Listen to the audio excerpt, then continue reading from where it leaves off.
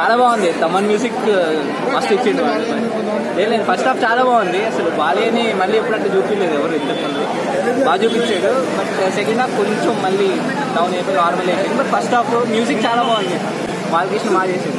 దబిడి Dibidi song ఎలా అనిపించింది అన్న? దబిడి దిబిడి కూడా ఫుల్ రెస్పాన్స్ అసలు థియేటర్లో. ఫస్ట్ ట్రోల్ చేశారు కానీ మస్తు రెస్పాన్స్ వచ్చింది. బట్ బాగానే ఉంది సినిమా, చూడొచ్చు. మంచి నాకైతే ఏం సినిమా కానీ బాగానే. సో వింటేజ్ బాలయ్య గారు కనబడ్డారంటారా? బాగుంది, నరకడం అదంతా బాగుంది. రియల్ హీరో తగ్గట్టుగా లైక్ బాలకృష్ణకి ఎలా కావాలంటే అలా ఇచ్చేసాడు. ఓకే, నేను PCX లో చూసాను. Like the sound was like booming అసలు.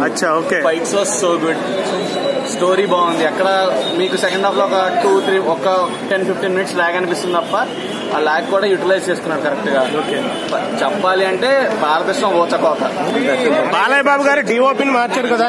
నేనైతే బాలయ్య బాబు ఫ్యాన్ కాదన్నా, కానీ సినిమా మాత్రం నాకు బాగా నచ్చింది. ఆటోమేటిక్ నచ్చింది. నేను మా మదర్ ని తీసుకొని వచ్చాను. సో చక్కగా ఫ్యామిలీస్ తో వచ్చి పీస్ఫుల్ గా సినిమా చూడచ్చు. సార్ ఫస్ట్ టైం డిఓపిని మార్చారు కదా, ఈ విజువల్స్ ఎలా ఉన్నాయి? ఈ విజువల్స్ ఇంకా బాగున్నాయి. PCX స్క్రీన్ మీద అయితే అసలు ఇట్ వాజ్ లివింగ్. అసలు ప్రతి ఫ్రేమ్ మీకు you can see the colour grading కానీ టెక్నికల్ గా చూసుకుంటే VFX కానీ కలర్ గ్రేడింగ్ కానీ అన్ని సో గుడ్. IMAX స్క్రీన్ కి పర్ఫెక్ట్ అంటారా?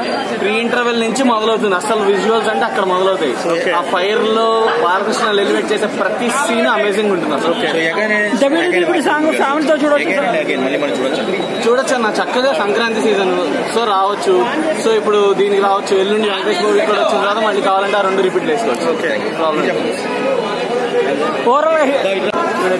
తమన్ బీజం ఎలా అనిపించింది అన్న? తమన్ బీజం హైలైట్ సినిమాకి అసలు వేరే లెవెల్. బాలయ్య తర్వాత సెకండ్ ఇయర్ తమ్మనే. ఇంకా బాబిడియల్ కూడా పర్లేదు, బాగానే ఓకే చేశాడు. కొంచెం డబ్బింగ్ కొంచెం బాగానే ఉంది.